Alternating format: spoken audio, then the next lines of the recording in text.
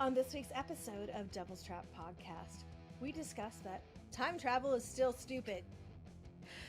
Satan rolls in with his posse and angels yeeted. Also, this is what happens when you Google sex cults. Let's do this.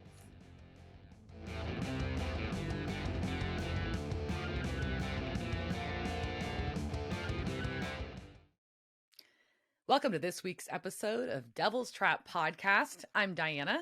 I'm Liz.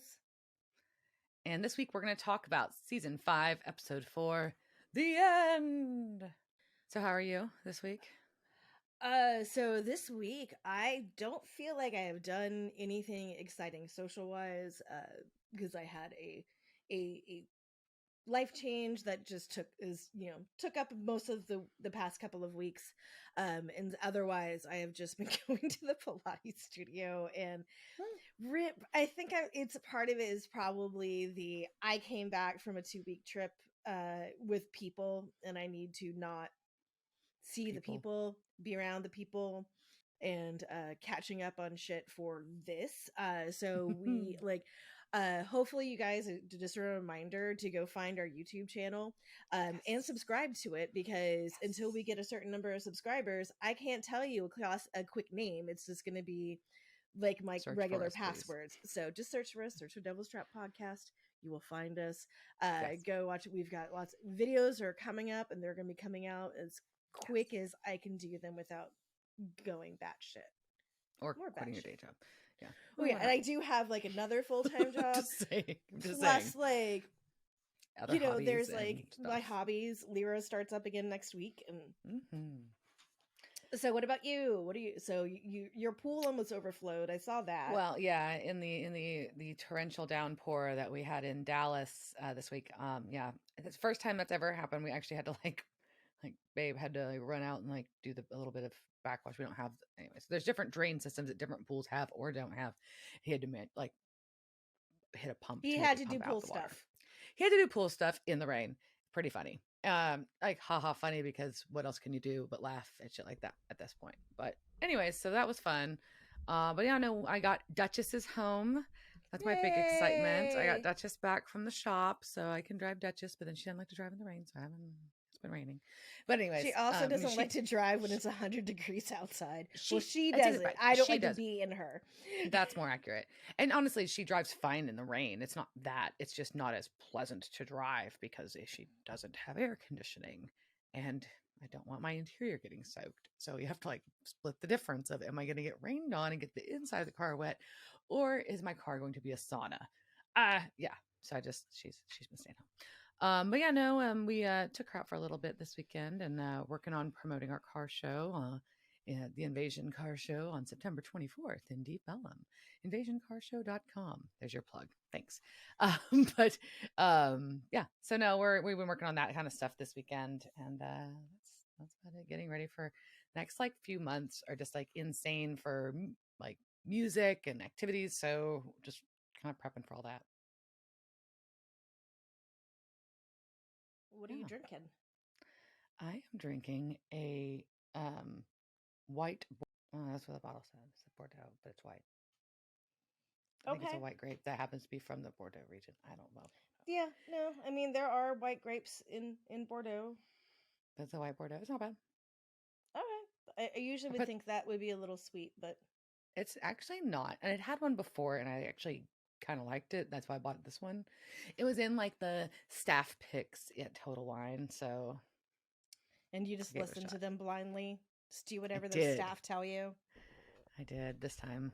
Sometimes they're right. Sometimes they're stupid. Sometimes they were drunk when they wrote those cards. Well, I mean, I wish they were drunker. This could be hilarious. We would write great cards for the wine. We would write. And I have seen some occasionally that make me chuckle. Yeah. I did buy, I ended up, and this goes into what I'm drinking, but I did end up like buying a bottle of wine this weekend that I don't know if I'll ever drink, but I was like hangry after working out and going through HEB, and then it was like in my head, and this woman goes, "Do you want wine?" And I was like, "Yes." Yes, I do. Thank you, ma'am. And there was a Pinot Grigio that was a rosé. And I don't know, I thought it tasted good at 12 o'clock in the afternoon, but I was also hangry and probably was just like, yay, alcohol. So, but then I just started buying more alcohol. I don't know why. Yeah, I was I gonna say. happened to, as I stopped at the Texas beer section just to see like what was up. And they may have had this before and I forgot, but there was the family business Grackle Oh in a yeah. can, and that is her oatmeal stout that I really like. That you like. And so I think it's oatmeal. Hill Country Imperial Stout. So if you live in a cave or don't know of the family businesses, Jensen Ackles Brewery, along with some other folks. Yeah. All right. So you want to get into this episode? So I'm going to preface it with saying something interesting before you get into it. And I think I'm excited to hear this contrast that Liz doesn't like this episode, but Diana did. Dun dun dun. That doesn't always happen that way. So there we go. All right. And I am really in the minority. This is a fan favorite episode, and we'll get into some of the things the crazy fans did with this. But I don't like it because I fucking hate time travel as a concept. It makes my head already hurts enough. Okay. So this was, as we said, season 5, episode 4, The End. The title, according to Supernatural Wiki and other sources, may refer to the Doors song, The End. And I'm also really, the Doors annoy the crap out of me now. They just do. Yes. So that may be also why this annoys me. I don't know. That song was also used in Apocalypse Now, so maybe, we don't know. This first aired October 1st, 2009. Just to set the mood for that, the number 1 song in the US on that day was I Got a Feeling by the Black Eyed Peas. That was 2009. Yep. It was directed by Steve Boyum. We can remember him from Crossroad Blues in the beginning and Death Takes a Holiday. He just directed, I kind of love digging through these guys' stuff because I keep finding TV shows that I need to watch, apparently. So he just directed an episode of Tales of the Golden Tiger. I don't know that one either. I don't know that one either. It's on Paramount Plus, and listen to the summary. Antiquities expert teams up with an art thief to catch a terrorist who funds his attacks using stolen artifacts, and the art thief is a descendant of Cleopatra. What? Well, that just sounds delightful. There's heists, there's antiques, there's old stuff. I think there's magic in it, whatever. So, but it's on Paramount Plus, and I think that's one of the ones that I have it canceled because RuPaul's Drag Race is on it. This episode also was written by Ben Edlund, and there was commentary on the DVD with Ben Edlund, Eric Kripke, and Robert Singer. And I'll share some of the things they said as we go through this, but it was also just really interesting to hear not the director commenting on it. Obviously, they had a lot of praise for what Steve Boyum did, and he did a fabulous job. And we will talk about all the shit that, Jensen went through doing the double acting thing. But they did actually submit this episode for consideration for an Emmy, and it did not get to that point. But Kripke had also said, if this was a type of, they told Jensen that, I think it was Kripke, like, if this was a type of show that got Emmys, this would have been an Emmy-winning performance. So it just, like I said, this is very popular with fans. It actually spawned its own live journal community called SPN The End, with 110 journal entries, including some very interesting fan fiction that we may talk about later in this episode. Oh, no. And... oh, no. I just know where it's going to go. Who knows where it's gonna go? We don't know. So also on August 1st, 2014, the SPN fandom declared it Croatoan Day, and they commemorated the spread of the Croatoan virus, because that was the day that he went through, right? And they wrote Croatoan on their arms. They hoarded toilet paper. So little did they know, these we'll get there. Lucky fans. And also some, a few actually put on pink panties. So let's get into this, but just kind of wanted to preface that everybody but Liz loves this episode. So this episode kicks off Dean driving baby on a street and parks on the side of the street, and he's trying to go into this motel. He gets approached by I wrote proselytizer because I was failing for words at that moment when I was taking my notes. But that's where I went. But that was the word you came up with. Like, I couldn't think of preacher. No, didn't have it. Didn't have it. I don't know. Street urchin. Street preacher probably would have been a better, more like simpler word. Jehovah's Witness. I don't know. Proselytizer. Yeah. But that's a great word. Good for you. It is a good word. There we go. Anyways, he asks, but his question for Dean as he's walking by is, have you thought about God's plan for you? And so that just. So why, in my brain, there is a part of me that goes, why aren't you suspicious of this Dean? Like, other people, like, yeah, you walk past, a proselytizer on the street and you're probably like, whatever. But if I was Dean Winchester and somebody asked me that, I would probably punch him in the face. Yeah, that could be a little sus. You're right. I mean, I think I didn't really catch it either. I thought, like, okay, well, this guy, because he was obviously saying stuff to other people that walked by. It wasn't like he only talked to Dean. It was just, that was a very specific. It was just very pointed, and he just looked like milk toast. And I don't trust milk toast. All right, that's a good word too.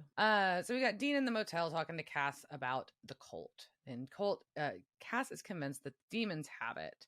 And but Cass is stuck on the side of the road, and Dean's just amused that he's on the phone, talking on a cell phone to an angel. So that is amusing. It is, and especially more amusing that Cass is out of minutes. And then I've thought about when was the last time like that was like a normal thing on a cell phone. He just wants to be human for a minute. Yeah, he needs to fucking eat and nap. Fair. And probably poop. I mean, probably. I mean, he hasn't been zapped. Oh, maybe like later on he doesn't have to poop. I guess like that's probably cured. But the phone rings in the middle of the night though when he finally gets to sleep, and he assumes it's Castiel because it's 4 a.m, and he's like, I have to fucking sleep, but it's not. Sam actually called Dean. What? Yeah, of course he assumes that Destiel is booty calling him at 4 a.m. Of course he did. Also, good on you for waking up to your phone vibrating and not having it charging while you're sleeping. Like, what kind of monster are you? Like, where are the batteries in that? I guess maybe he charges it in Baby, but would he put a cell phone charger in Baby? I don't know. So many questions. But it's Sam. Dean now knows when pops a beer because he gets this fun information that Sam is Lucifer's vessel. And he's like, oh, so okay, so now you want back in is the deal? And he's just really calm about the whole thing.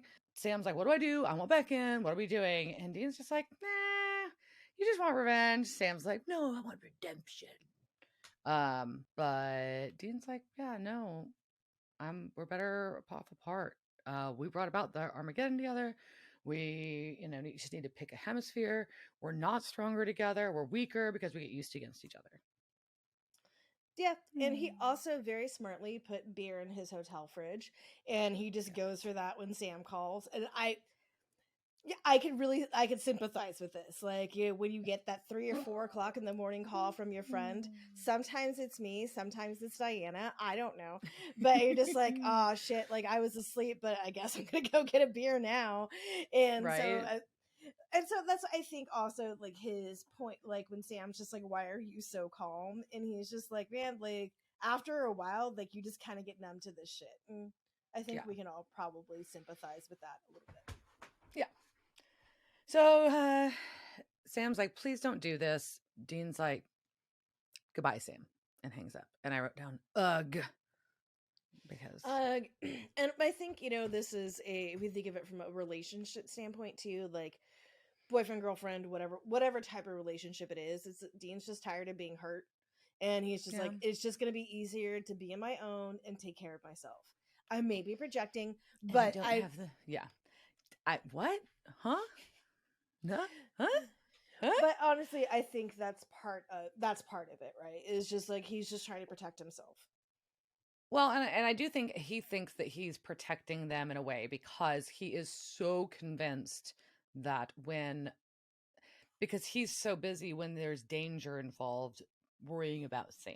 And then he feels that Sam's doing the same for him and overdoes it, looking around for him. So he does have a point there, but that doesn't, I don't think the ends justify the means, blah, blah, blah, blah, blah. It doesn't matter. But that's the perspective. And I do see why that's a valid concern. I just don't think you would come to that conclusion. But I also just think that's it's one of the reasons, but also kind of an excuse for a broader issue that we'll start dealing with in this episode. But at least we're finally dealing with it, right? Yeah. So which is great. He just hangs up on him. Oh boy. And he goes to sleep. Yeah. And he wakes up. And his room is real creepy now. It looks like it maybe it looks like it has mold. Yeah. Yeah. Mold. Everything is covered in dirt and cobwebs. That's grody. And he looks out his window, and the surrounding city is now destroyed, the cityscape. Yeah, it looks like Seattle 2020.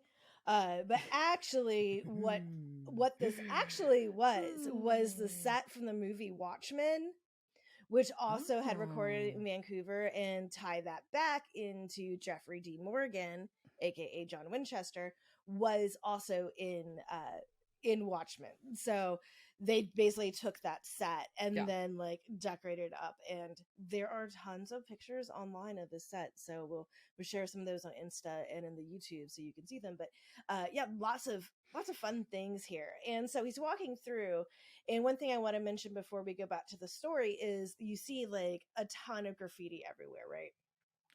And of course, there's some Easter eggs. Some of the top ones I saw, like if you missed it, was Dogs of Peace, which is a play on Gods of War. But someone said also it could be a shout out to the Christian rock band, to make it a connection with the fringe element of Christian evangelist that Zach was tapping into. I think that's a lot, but sure. That's possible. There is also one that says Heads Dead, which was a play on Zed's Dead from Pulp Fiction, but about Hedwig. Oh. Yeah, I know. Poor R.I.P. Hedwig. And one of the other ones is 2 Jane / Nat S, which is a shout out to the cyberpunk novel Neuromancer, which is, if you like dystopian fiction, read Neuromancer, right? So, I haven't read that one, and I love that shit. Yeah, and also 2 Janes. Someone was just like, "Oh, 2 Deans." So that is just some cool stuff about what was going on in the background. So I also have one thing to add, was that the marquee at the theater said now playing Route 666, which is a 2001 film starring Lou Diamond Phillips a real movie? and Lori Petty. Tank Girl. Yeah, I'm telling you. Yes. And Stephen Williams was in it.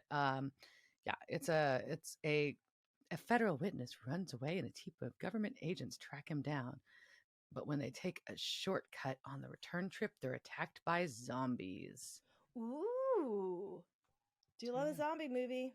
All right. So obviously Dean's going to go investigate this new fucked up world that he just woke up in, and he has no idea why. So he's wandering around, and no people really, but you get the feeling somebody's watching him, which they're really good at doing that, but it also gives me heebie-jeebies. And he sees a little girl playing in an alley with a teddy bear, and shit's gonna be creepy.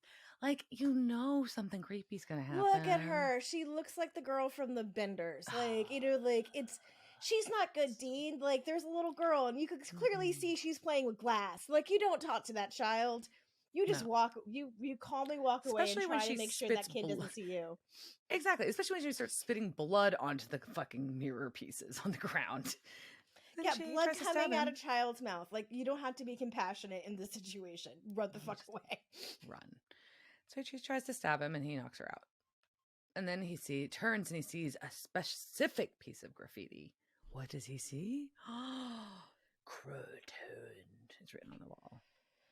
All right, so this is also, I think, one of the reasons I dislike this episode. And even during the commentary, Kripke was talking about, I don't know if it was Kripke or Edlund, their voices were kind of confused, but I'm pretty sure it was Kripke, how the Croatoan virus was like, he had this whiteboard of like things that were unfinished. And this like goes back to season 2, when that was there and just kind of went away. And I feel like this was forced. Like, and I know why. That's fair. They explained a lot about why it was the way it was, right? Because there were other things they tried doing, and this is what worked, but it's just so stupid. I mean, I can see why that was kind of. I do kind of. I can see that. I can see like there probably could have been like 5 other things that caused I don't think you the storyline even needed to forward the storyline like yeah. this. But I don't I think you think you didn't needed need the that was necessary. yeah. You don't need the Croatoan virus to make an apocalypse. You just had Lucifer come to Earth. Like, you don't Yeah. need a whatever. So Yeah. a group of men see him and they start chasing him. So, like in all zombie apocalypse things, this is very much like 28 Days Later and He in runs. Zombie Tap. Yeah, cardio. Important for the Exactly. apocalypse. Cardio. And he gets kind of cornered where there's a fence. And then all of a sudden there's gunfire. What? From obviously a belt fed gun of some kind by the sound. And yeah, it's some military or paramilitary personnel with a Humvee mounted heavy duty firepower. I didn't look up what it was. I'm sorry. And then it's probably 240. But then they had the soldiers on foot with M4s just taking out this mob. So Dean takes advantage of this moment and crawls away quickly so he doesn't get shot with them. Taking out the mob to what? Oh, I mean, they're taking out the mob of people to the song "Do You Love Me" by the Contours. "Do You Love Me" by the Contours. Yes, that is playing during all of this, which is really like awful and beautiful all at once. You know what I mean? Like, it's just really, it's like the contrast is like, ooh, gives you like a little bit of like heebie-jeebie, but it's so cool that they did that pairing. And it's hard to say that about shooting people, but go ahead. Well, yeah, and Ben Edlund actually wrote this into the script, so this wasn't even a directorial decision. This was, well, it was when they agreed to do it, but it was actually in the script, and really wanted, as you were like watching the bodies get littered with bullets, and it looked like they were dancing to the song. And as he comes out on the other side of this fence, he sees a sign that says it's a Croatoan virus hot zone, no entry by order of Acting Regional Command, August 1st, 2014, Kansas City. He's in 2014. He's in the future. The future. The future. Yeah, so he hotwires a car like you do. Yeah. So he hotwires a car because that still works. Actually, I thought, so it apparently also cell towers don't work in 2014. So and the radio doesn't work. And the radio doesn't work. So if you still need to get that sat phone.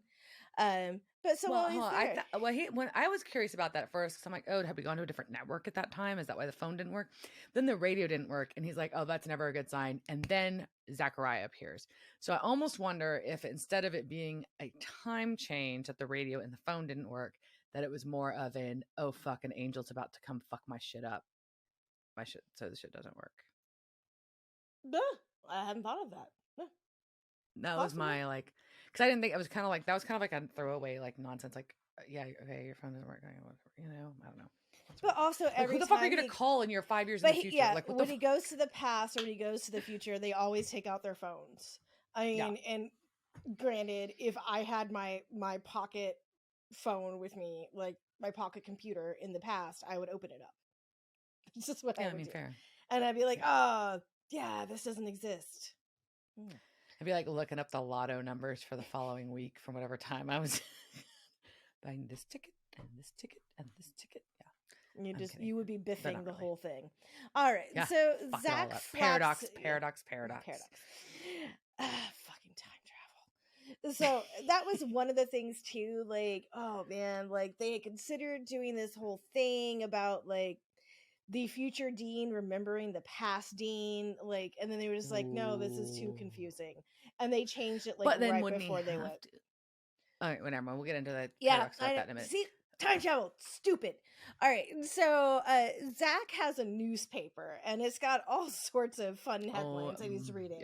Yeah. So first he's saying, he's like, oh yeah, the Croatoan pandemic has reached Australia, and then he starts reading some of the other headlines like President Palin defends bombing of Houston, which we'll get to the rest of it because I zoomed in on this front page of this newspaper. So I'm gonna go ahead and go for Awesome. this because he goes into it, and I was like, "Holy shit!" So the front page, it's the Washington Herald, dated August 4th, 2014. The headline is President Palin defends bombing of Houston. Texas to blame for seceding from the Union? Question mark. Yeah, good shit. And then there's another one about homebrew biodiesel. Is it safe? And then there's another headline about Canadian aid shipments to the U.S. slow down. And then there's one about real estate, talking about this vacant, how the cities are vacant. If you can afford to buy, now is the time. And then another one about weather oddities are today's, like past weather oddities are today's reality. President. I also love that their fear at that time was President Palin. We're gonna. So Zach is just like, oh, and then he comments that there's no more sports, just to add into the setting the tone of this reality and that. So he's like, I'm in the sports section. Oh wait, there are no more sports. Okay, so he's like Zachariah. Sorry, my notes say Z to refer to him. So I'm like, oh yeah, his Zachariah.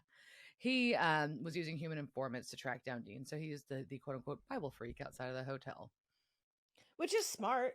Like, yeah. Okay, we can't find you, so we're just gonna put our human network in there. And Dean wants to go back, but he's like, nope, you're gonna stay here 3 days to marinate on this, on your choices and your decision, and I understand that your course of action right now, or lack thereof, has consequences. Sorry. So by not being Michael's vessel, this is what you get to see what happens. Yeah, I can also just see like Zachariah as an angel, like yelling at people, like find him, like all in like villainous things, and then like finally like somebody comes up with like the news from the little evangelical boy, the proselytizer, and they're like, "Sir, we found him in Kansas City," and then he's just like, "Finally, get him!" And then like everything just like snowballs from there. Yeah, he's a little I don't know, extreme in his emotions. He's either like super trying to butter you up, or he's fucking mean. Not a lot of in between. He just reminds me of like a man in corporate America, which is terrifying. Whoa. I've been scarred. Apparently. I was like, damn. Dean decides where's he gonna go when this shit's all fucked up. He goes to Bobby's, because who's gonna believe he's from the future but Bobby? Probably. But it's bad news bears at Bobby's, because it's cobwebs, abandoned, like looks like someone like rifled through the whole place. Wheelchairs laying on its side with possibly a bullet hole in it. It looks like a bullet hole with blood in, like right where Bobby's heart would be. Yeah. So obvious he got shot in his wheelchair and then just left it there, which is sad. So sad. But his body's gone. But anyway, so they find Dean knows where I guess he has the journal stashed there in the fireplace, and he goes to get it. And in this journal, he finds a picture of 5 guys with rifles. It includes Bobby and Castiel are 2 of them. And it says they're at Camp Chautauqua. Chautauqua. I don't know. So, but Dean's like, this is clearly where I need to be at, right? Obviously. So that's where he goes. Except when he pulls up, he sees 2 guys guarding the property, and one of the saddest sights we've all ever seen on this show.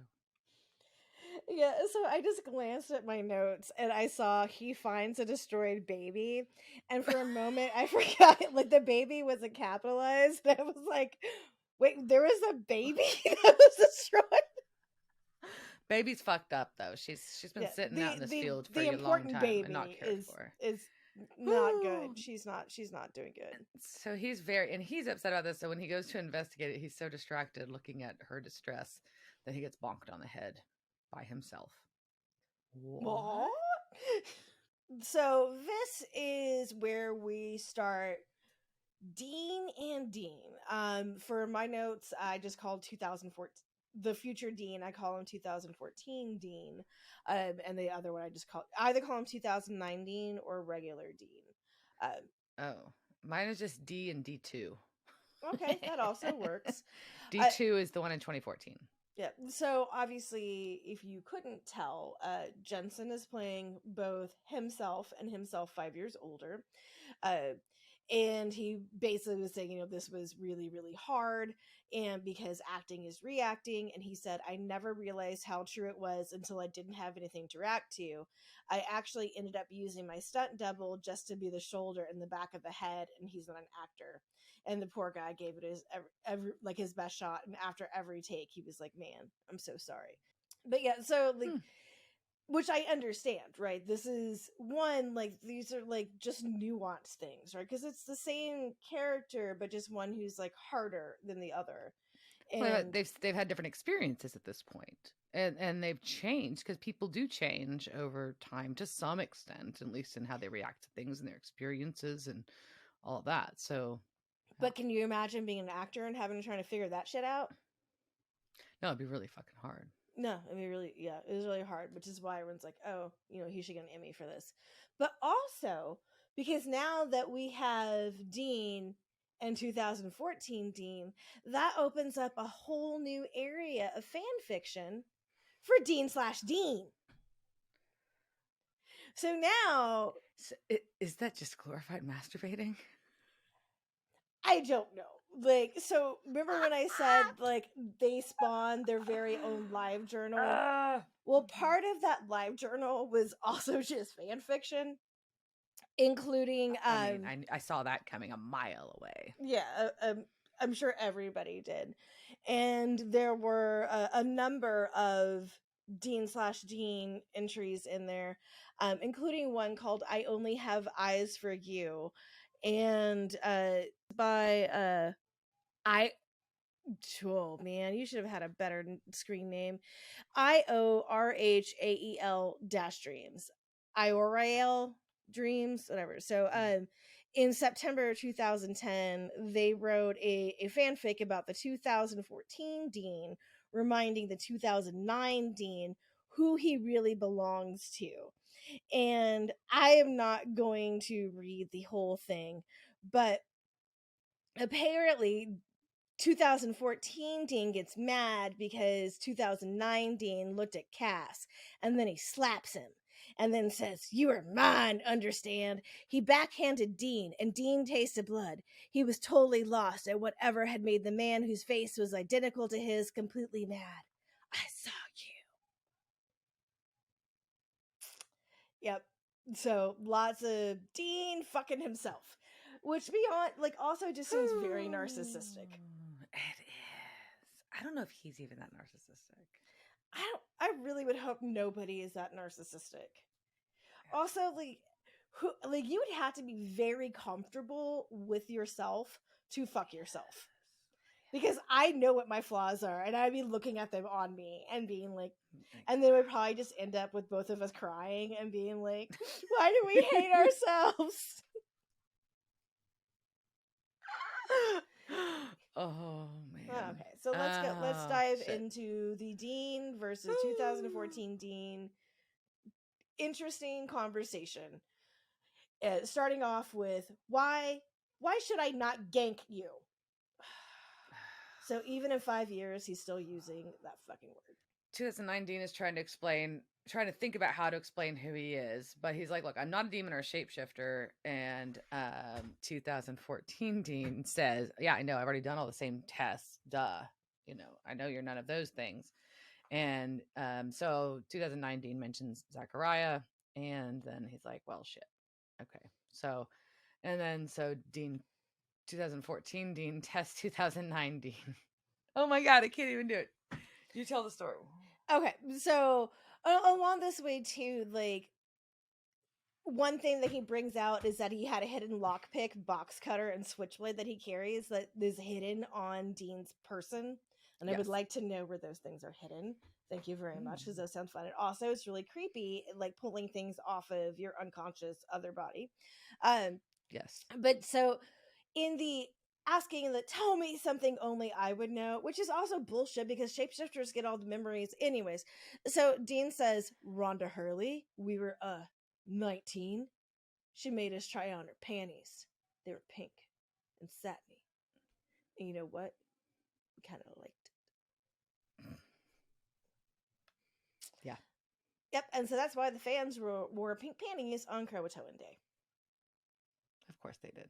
Basically, 2014 Dean wants to know why, what basically is guessing why Zacharias sent 2019 there just to show him how bad it gets. He's like, yeah, this is the Croton virus endgame, turns people into monsters, started 2 years ago. And so 2019's like, well, where the fuck's Sam? Which is a very reasonable thing to want to know. And 2014 Dean kind of hesitates, but then says something about, oh yeah, there's a heavy night in Detroit, and from what I understand, he didn't make it. So that's like, but he also said they hadn't spoken in 5 years. So basically, what we think is 5 years. So that is the riff where Dean hung up on Sam. So 5 years implies to them that this is the last conversation that Sam and Dean ever had, was the one they had right before Dean got booped into the future. And one of the things I think comes up in this episode is whether or not this is the future or a making of Zachariah. Like, and at the end we'll talk about what that was. But I want us to kind of keep that in mind too. So 2014 Dean wants to go run an errand, and he's just like, I'm going to leave you cuffed here. And he's like, what, you don't trust me? He's like, yeah, no, I know you. I don't trust you. But guess what? 2019 can still break the fuck out. Yep. So. And also, like, he does, 2014 also, God, that's so hard to say. 2014 Dean. Writing it was fine. Saying it is something else. But he also points out that this camp is full of traumatized people. And if they see 2 Deans, that's probably going to fuck with their heads. Like, they can't have the parent trap. But I think that also goes, so we know there's more people out in this camp. We don't know how many. We just know, like, there's just, like, this camp of survivors. It's all we know. Yeah. And we know it's some kind of a compound of some, yeah, because shit's fucked. 2019 gets out, and who does he see? One of the first people he sees? Chuck.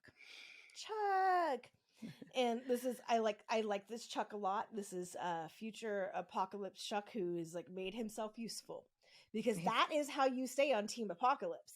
You make yourself useful. You don't have to be the one who like can kill the bear. Like, as long as like you can manage whether or not we have toilet paper, you will stay on the team. And this is where we learn that they have a toilet paper shortage. And I don't think that when this episode came out that they realized that the first time we had a global pandemic in real life was that toilet paper shortages would be a thing. And it kind of like, it's can we blame Supernatural for this? Like, I mean, maybe. Is Chuck an actual prophet? So there's like, they've got, canned goods are fine, but they're almost out of perishables and hygiene supplies, which starts off the toilet paper thing. But then a woman shows up. Risa, and she is not happy with 2019, but she thinks it's 2014 Dean. See why I hate this episode? All right, so she thinks it's 2009 Dean. Fuck! She thinks it's 2014 Dean, who had spent the night in Jane's cabin. Yeah, so she, like, this is a woman he's with. They think they're cheating. But then Dean uses Chuck as the shield, and it's cute. It is cute. And he's kind of trying to, like, Dean's enjoying it too much, like he does. And it is what it is. So, Dean's like, where's Cass? Let's go find Cass. Well, he's actually very excited to learn that Cass is alive. So he wants to go find him. Well, he does find him. And now we've discovered that Cass has fancied himself into some kind of a love guru that's hosting orgies. Good on you, Cass. He is basically talking to all these beautiful women, talking about how the key to shared perception is surprisingly physical. And I think we need to kind of delve into this idea of this guru who teaches people. Let's talk about sex cult. Let's go to lore. Oh, lore.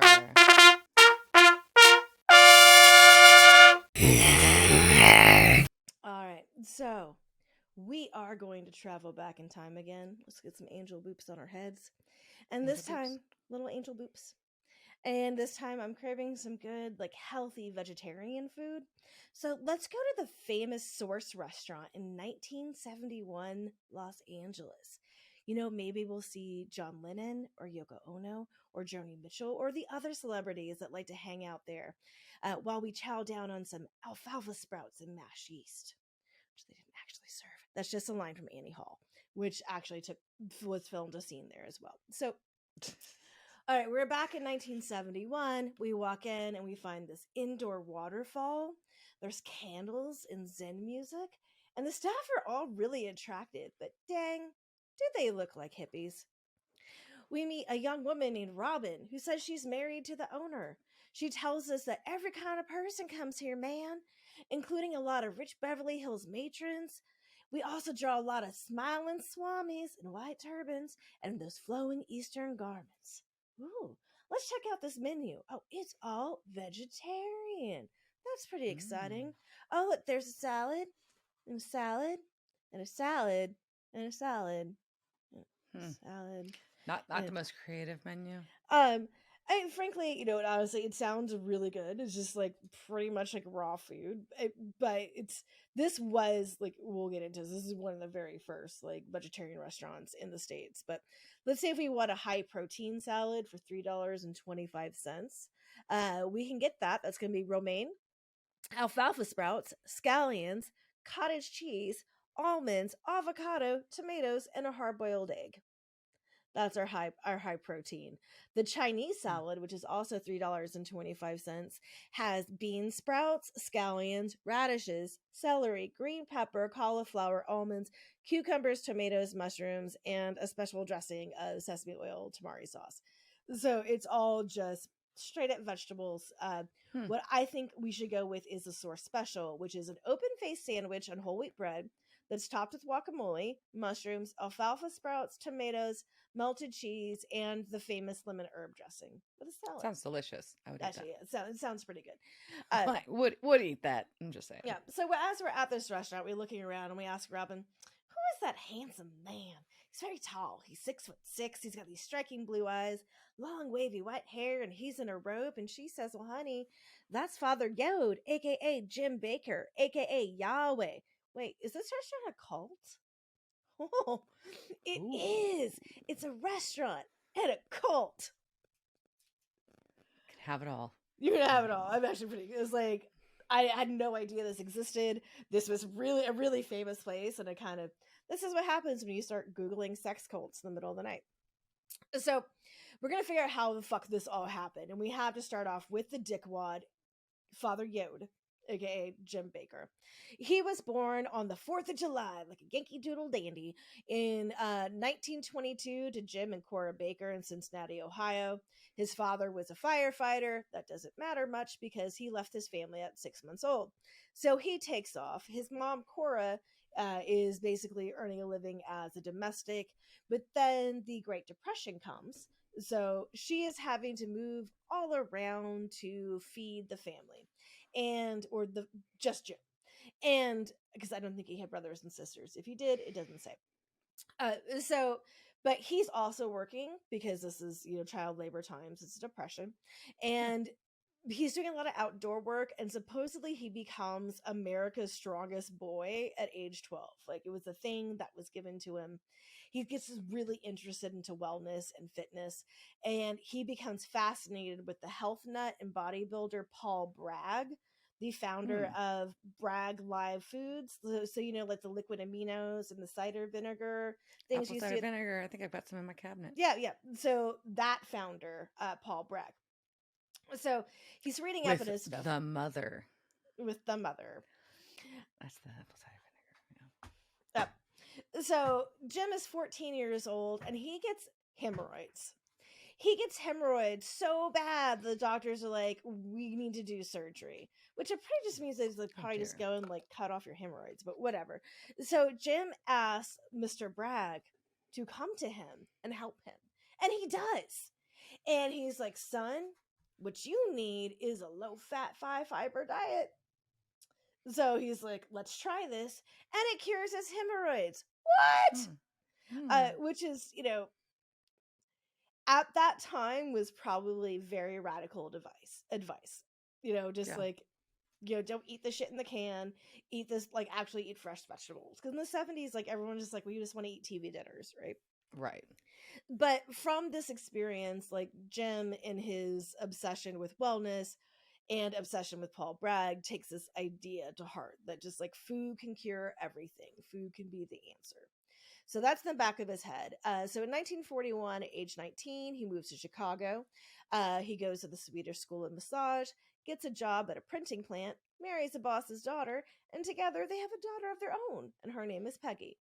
Well, that same year, though, World War II broke out. Well, specifically Pearl Harbor happened, and so, like most young men at that time, he joins.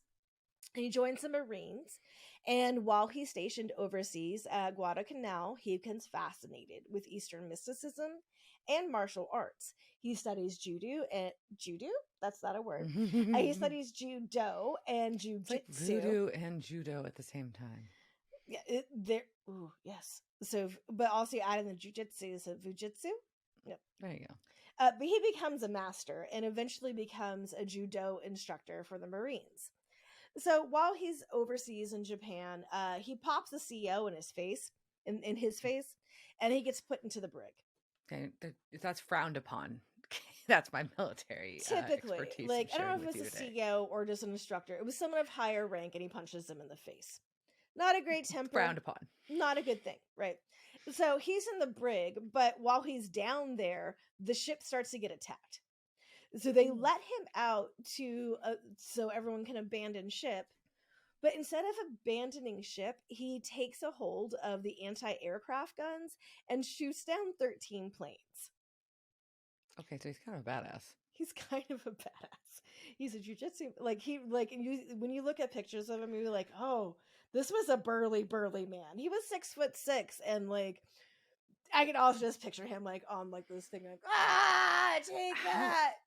How annoying was this guy though to talk to? I bet. Oh no, he's gonna get real annoying. Well, I just mean like in general. I'm always like, oh, I bet he's just so annoying. Like if you meet this guy, you're gonna know that he's into a health jiu-jitsu and he's a health food person. Yes, you're gonna know that within like minutes. This is like your equivalent of like a vegan CrossFitter. Go ahead. Sorry. He's pretty much for the era. He is almost literally a vegan CrossFitter because he's really into exercise. He really is a vegan. He's really into raw foods. But all right, so the ship sinks. Sadly, he doesn't die. I guess he probably just like it doesn't say what happens, like how he got off the ship sinking. I don't know, you probably like swam 10 miles or rode a dolphin or something. So he goes back to Chicago and he hooks back up with his wife and his daughter, but also just starts doing. Sorry, the family business beer is making me burp a lot. I will probably edit most of that out, but just so you know, that's why there's some pauses here. It happens. So he's doing a bunch of random stuff in Chicago. Like he opens a gym, he tries acting, he's teaching jujitsu.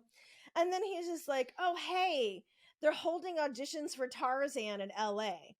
So he just jumps on a motorcycle and goes to California, leaving Margaret and Peggy behind. Bye. Huh. I want to be Tarzan. Woo. So he gets to LA and they're like, you're too big to be Tarzan. You're a very large man. Yeah. So that is not fulfilled. But while he is there, he does meet a woman named Elaine. And she becomes his second wife after knowing him for 6 weeks. Oh. So, yeah. So, okay. He is supporting them, making belts and sandals. And they both start getting really into countercultural philosophies. So Eastern mystics, like more, we want to learn about yogis. We need a guru, all the stuff, which is great. In 1955, when he was 33, this is also something I kind of respect, but so he had a neighbor who had a pit bull, and the neighbor was apparently treating the pit bull badly. So he went over to tell the neighbor to knock it off. The neighbor then pulled a knife on him. Then Jim killed him with his bare hands and basically judo chopped him to the throat. And he died. Did you remember that famous YouTube video for a minute where it was the redneck ninja and he'd be like, Judy chop. It was a YouTube video. It was like when YouTube like first heard him. Oh god damn it. I'm gonna find it now. Yeah, we'll find it. He called it a Judy chop. And a Judy chop. How to do it. Yeah, it was a Judy chop. So, well, not great murdering somebody. No, also, that's frowned upon. But also the guy was treating his dog poorly and you should die. So, this one I'm kind of okay with. And so was the jury. And he was acquitted on self-defense. So apparently this time killing somebody really struck a nerve, and he was like digging deeper into this whole wellness mysticism shit. Hmm. And so he and Elaine opened what is ostensibly the US's first organic restaurant, named the Aware Inn on Sunset Boulevard in 1957. It was very successful and a Hollywood hotspot. So all of like Garbo and other people are like, no, she was old at this time, but the important Hollywood people are coming into here because they're just like, ooh, good food. And so all these hot women are coming in, and Baker's a dick, and he just starts cheating on his wife a bunch. So in this goes on, and in 1962, he starts bonking an actress named Jean Ingram. And while she was separated from her husband disagreed that they were separated. So he finds out that this affair is going on, and in 1963, he walks into Jim's office with a gun. At the end of whatever happened, this husband was shot and also judo chopped to the head and was dead. Hmm. So he's now killed another man. Yeah. And Now, like the first one, okay. The second one's like, well, I'm you sensing a can't make it pattern. a habit. Yeah. So this time he does get convicted of manslaughter, but due to all sorts of things from the public and all things that going on, he was sentenced to 5 months and gets out in 3 months. But this also just kind of made him a bigger celebrity, and the restaurant business just booms at this, right? So he and Elaine open a couple of more restaurants, but he just keeps whoring away. And eventually, after 17 years of marriage, Elaine divorces him in 1965.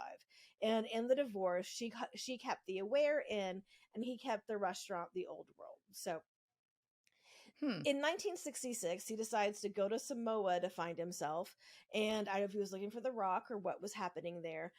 Apparently, according to him, he saved a tribe with organic food and was awarded the chief's daughter. And if this was true, he also left her, and he goes back to LA. So he's back in LA. He's 45 now, and he meets a 19-year-old French hippie named Dora. Oh. We're going to start seeing a pattern. So he's 45 and she's 19. Dora is like, hey, have you tried this acid? Or any of these other drugs that I have? Oh. And he is like, woo, I have not. And so he just gets really heavy into boozing and drugging, and he starts stealing from his own restaurant. The investors of the restaurant do figure this out, and so he ends up selling his restaurant, and he and Dora go to Mexico, where they are married. So in 1968, they come back to LA, and supposedly he meets a stranger named Ray Feldman hiking in the valley, which is also, it's LA. I can honestly see, like, we were hiking in the canyon, and then I met this actor, whatever. So he tells Ray all about Jesus's secret vegetarianism, based on some scriptures that he found. It's basically like QAnon level conspiracy shit of the 60s. You know, like in the back of some magazine, it was like, these gospels exist, and in these gospels, Jesus was a vegetarian, and that was his whole message. And so this guy was like, this sounds great. Here's some money. And so the Source restaurant is opened on April 1st, 1969. Ooh, 69. All right. So this restaurant starts, and, you know, it's, first off, it's like, it starts off all vegan, which doesn't work, and they change that to kind of vegetarianism. The servers, so, are all hired based on their aesthetic appeals. They're basically hiring hot young hippies. At this time, Dora leaves Jim and goes to France, and while she's away, he gets married again. They weren't divorced yet. I was gonna say, like, he's got some polygamy issues, right? Yeah. And so, but don't worry, she got married too. So she goes to France and gets married. Then I guess, like, the other spouses find out about each other, but Dora's like, I'm over you. But this also is, like, I think one of the few times that a woman left him, and he's just like, whoa, how dare you, this bitch, leave me, even though I married somebody else. But so he never really gets over her. So one night he's at one of his fancy Hollywood parties or whatever goes on in LA. And he meets Yogi Bhajan, who is a Kundalini yoga master. And according to Jim, he was upset that Bhajan was getting more attention than he was. And he goes to leave. Meh, I'm going to go home. Nobody likes me here. And Bhajan put a hand on his shoulder and said, son, and invited him to morning meditation. So, of course, Jim, I grew up without a father figure, and I wanted to just go to every man who calls me son. It's just Right. like, yeah, this is my dude.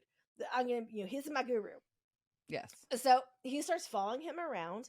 He starts dressing in all white robes and converts to Sikhism, which Bhajan was also a member of. Then he starts getting a little more obsessed. So at the restaurant, he puts cards on the table that says Bhajan is God.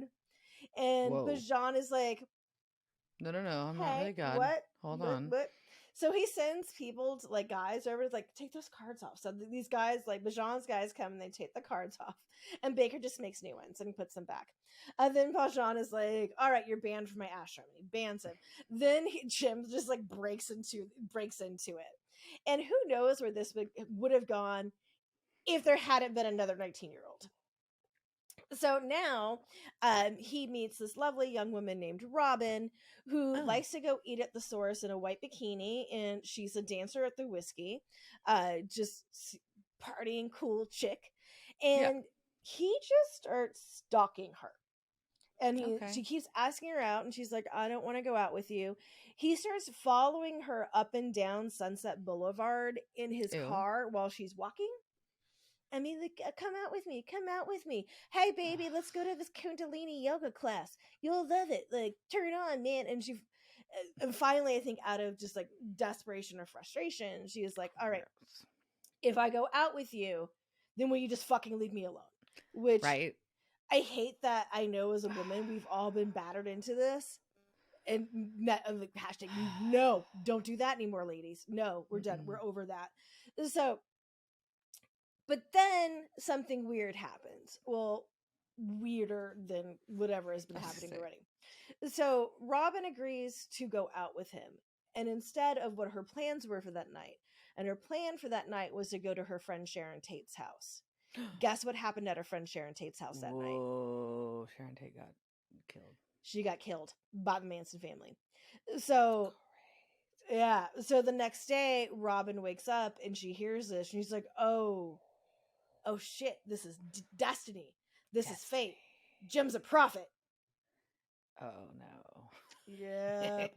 Yep. So basically she becomes his first disciple. They are married 3 months later. Of course. So by the fall of 1970, the restaurant is failing because Baker's just not that great at running a business at this point. Right. So he's like, I'm going to go to India and go visit my friend Yogi Bhajan. While this is happening, Robin's like, cool, he's gone. And she takes over the restaurant and makes it work. Like all the staff like gets into shifts and like basically, she runs it. Yeah. She's just like, okay, which I feel like this is like the, Gordon Ramsay's Hell's Kitchen, where it's just like the one, like if he did that one guy just left, the restaurant would be fine. Yeah. The one toxic person in the business. Yep. Like, no, you can still be the owner, but you can't fucking be here. Yeah, you can just be the owner in another building or another country. Yeah. So while he's over there, though, Baker does get the revelation that no, he's not meant to follow spiritual leaders. He is a spiritual leader. That's, that was the last piece that just had to fall into place for him. Oh, no, there's other pieces that have to fall in, like young women's vaginas. But so he comes back and he's like, now he's just like dressing full on guru. He's just in his flowing robes. His hair is growing out, getting all like nice and guru-y. And he starts calling himself Father Yod, which is a takeoff of something to do with Yahweh. And he starts building his... I just think of Chode. Yep. We may just call him Father Chode for the rest of this episode because it's not wrong. So he wants to build the enlightened human race, and Robin becomes his biggest advocate and promoter because, he's a prophet. And the restaurant starts having Sunday morning meditation class, and Baker is there and he's teaching classes in meditation, religion, Eastern philosophy, So part of it is just like him being like, this is how you meditate. Also, like, this is how you do the weird Kundalini yoga breath. And if just YouTube Kundalini yoga and you'll see what the breath is. I've done it. It's weird. But he's just channeling the word of God and just like rapping with his students, just like, ugh. And in 1971, he and Robin together write the book Liberation, and includes his 10 commandments for the Aquarian age, because, also he's convinced we're living in the Aquarian age. He's one of them. I guess this is the 70s. Everyone's a cult. Everyone is into a cult. A cult and cults. Sure. So he writes his own 10 commandments. We don't have time for me to read all of them, but we'll do a cherry pick like they did. So they basically just cherry picked from other religions. They're like, we're taking the best parts, which is what I think most religions do. So his first commandment was obey and live by the teachings of your earthly spiritual father, aka me. Number 2, love your earthly spiritual father more than yourself, aka me. These are very convenient. Very convenient, right? Isn't that? But so good that like he was able to get these.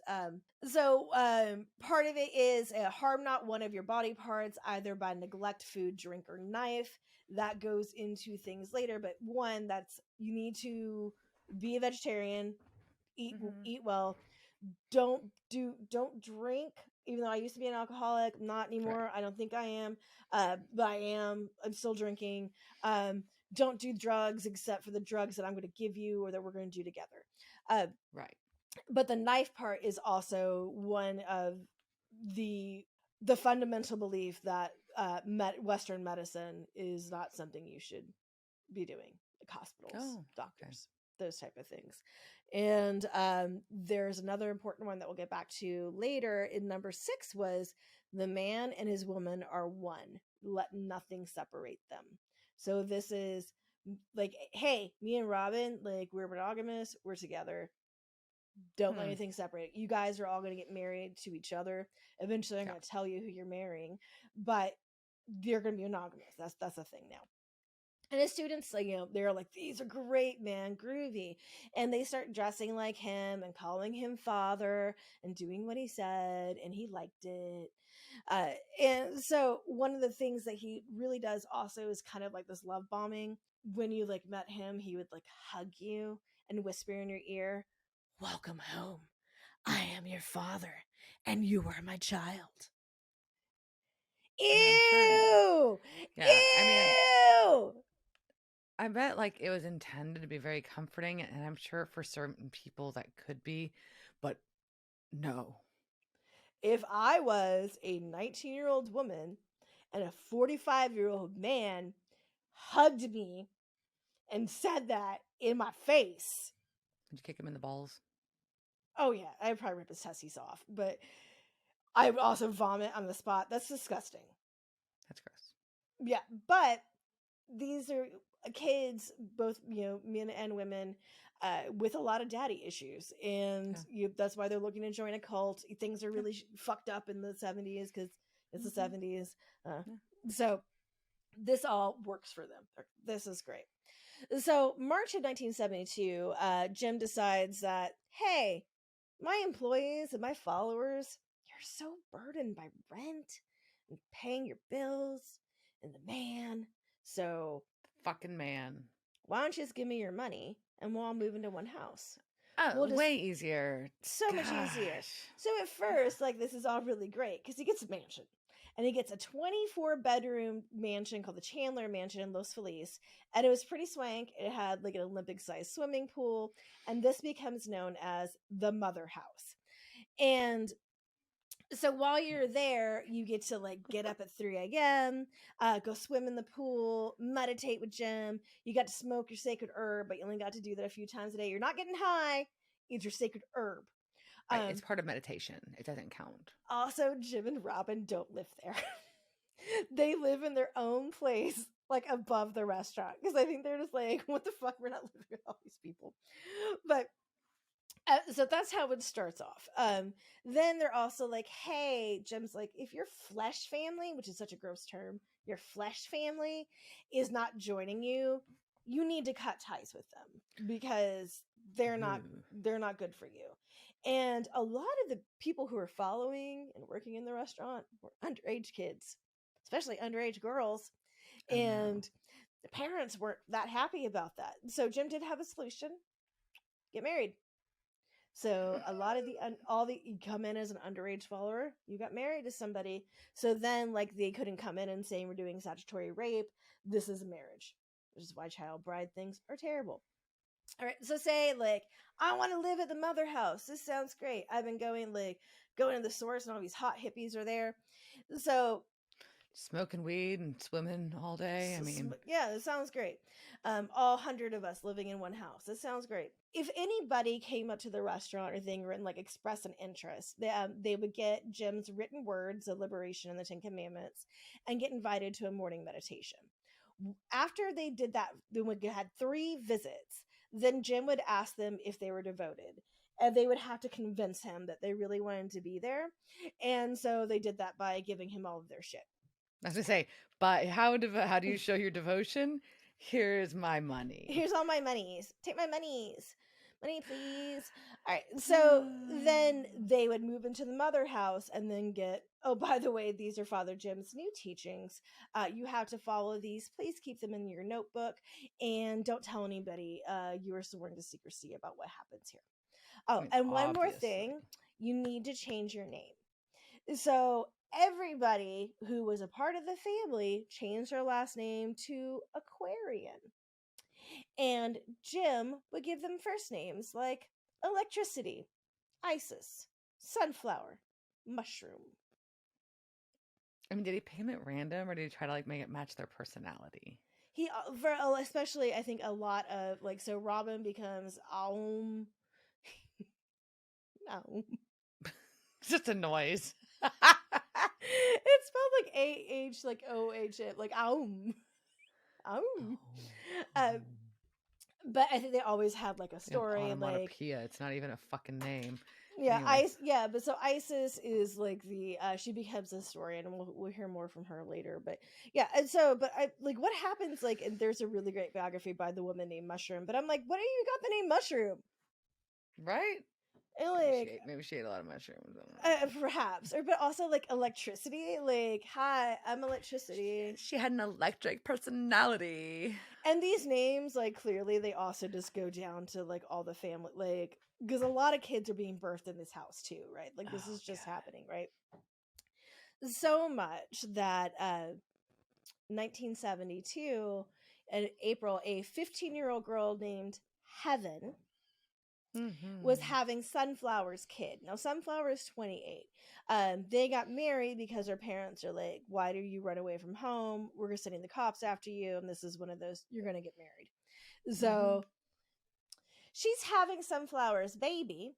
And Baker is like, well, we're going to have this at the house. So it's at the mother house, for holistic reasons. Not so we didn't have to explain to a hospital why this 15-year-old girl was having a baby. Right. So there are 100 folks at the mother house. They're watching Heaven go through her 22 hours of labor. Oh, God. And I will tell you, spoiler alert, in the documentary on the Source family, it's in there. The birth, the entire birth, wow. Yeah. So after 22 hours, the baby is finally born, stillborn. And it has an umbilical cord wrapped around his neck. Also in the movie. Ugh. Oh, God. Yeah. So watch like this head like coming out of this bushy vag of a 15-year-old. Which is horrifying. So it comes out and it has the umbilical cord around its neck, and everyone's like, this child is dead. And then Jim takes the baby, basically tells God, like, if you make this kid okay, I won't do nothing but say the word of God forever. And then he unwraps the cord from its neck, and the baby starts breathing. It's a miracle!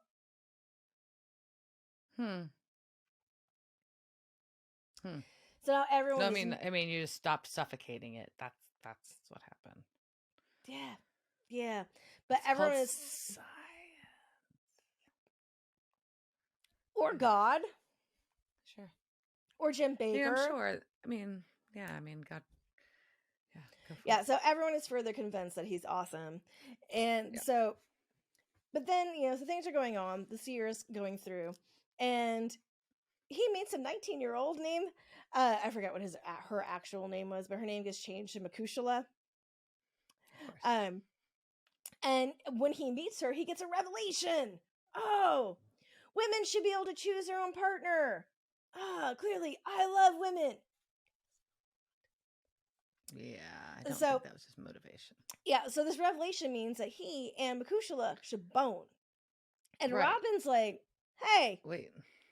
what about She's that like, commandment? wait a minute. We made a fucking commandment. It's not like we even just like made our marriage vows. You made a commandment, asshole. Right. And he is like, you're stunted spiritually. And then she's just like, you're a perverted old man. I'm sorry. No, she says, you're a dirty old man on a lust trip. Ooh. But she stays with him. Of course she does. So she stays with him.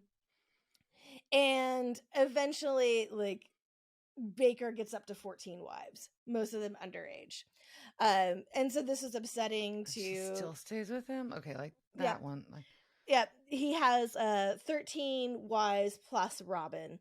And a lot of the times, like when he was preaching, it was, and you can see this on the documentary, he just talks about balling, which is his code word for fucking, and like how good it is to be balling, and like, ugh, I hate this guy so much. All right, so they're at their mother house, and they've been there a year or two. He's just eating veggies and fucking teenagers. That's his life. Yeah, and doing drugs, tripping, and smoking the sacred herb and balling and reaching enlightenment. So, sure. And by 1973, though, the neighbors of the mother house are starting to complain. And part of it is, hey, Manson just happened. We don't really trust cults right now. They're kind of sketchy. But also, I'm betting they were shitty neighbors. Like, they were probably not the best. Like 100 people at a house, like, they're naked everywhere. They're fucking everywhere. They smell. That, like, they all smell. They aren't like, maintaining the yard. Yeah, they're, like, farting carrots every day. Like, it's just... like once a week, like they would all get into like their little vans and like go to the beach together and like their little white outfits and like go and you just know they sound so annoying. They sound terrible. They were they were the worst neighbors. And finally, like their landlord is like, hey, we're not renewing your lease. But also they were leasing this mansion, which I think is hysterical. Yeah, that's crazy. Yeah. So they moved from the 24-bedroom mother house to the father house, which is a 3-bedroom house in Nichols Canyon. Oh, yeah. Oh, so is this like bunk beds going on? Yeah, so they actually added 3-by-6 foot cubby holes to the bedrooms. So everyone's getting like pods, like Japanese pods. They were like, that was actually the size of it was like the Japanese escape pod. That's what everybody had for their family living space too, probably not just like their own, because remember they're having kids, right? There was also no stove in the kitchen. I'm not sure if this was the father house or the mother house. I think it was the father house, and according to ISIS, there is no need for one. The family eats just twice daily, uncooked fruit and nuts and seeds and milk and honey. This morning, the women served a pie of crushed nuts topped by guacamole, sliced tomatoes, and alfalfa sprouts, a fruit and nut salad, sliced bananas with yogurt and carob dressing, wheat rolls with herb sauce, and milk. So these people are eating this, and there's like one bathroom. It's all so much fiber. Fiber and probiotics. That was disgusting. All right. So at this point also, he decides that they need a band. So because living next door to these fuckers, that's what they're missing. Right. Is bad music. Yeah. So he gives the drummer, whose name was Octavius, a budget of basically either somewhere from $30,000 to $50,000, which is basically a couple $100,000 in today's money. That's a lot of money. Yeah, to buy instruments and recording gear to set up a studio / rehearsal space in the family garage. Theoretically, they soundproofed it, but I doubt it. So the band gets formed with Sunflower, so Heaven's partner, and a guitarist named Jin, DJIN, like the genie. And Yeah. so they make Aquarian music as Father Yod and the Spirit of 76. Because also, Father Yod was obsessed with the founding fathers and stonemasons, partially because he was born on the 4th of July. I told you he's a Yankee Doodle dandy. So he names the band the This guy Spirit of is so 76. weird. It's so weird. Weird. And so while this band is going on, he's like, clearly, I need to be the singer. And he becomes the singer. And he also plays some kettle drums. He doesn't like the beat of anything. So he just kind of makes up words and lyrics, and everyone's just like, oh yeah, so we had to go improvisational. We'll get back to what happens to the Spirit of 76 in a minute.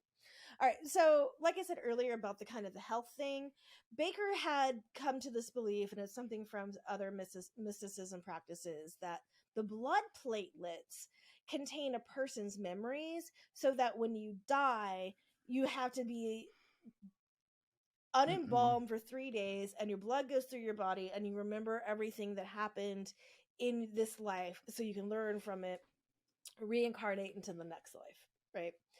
So because of that, that's one of the reasons that you can't go to the hospital, because what if they give you a blood transfusion, do all these other things that fuck up your thing. So, but we have all these people living in a tiny house, and they're not hygienic because you can't be. And so just staph infections just start breaking out all over the house. And they tried chanting, they tried visualizing the staph infections away, but somehow that's not working. Huh. Weird.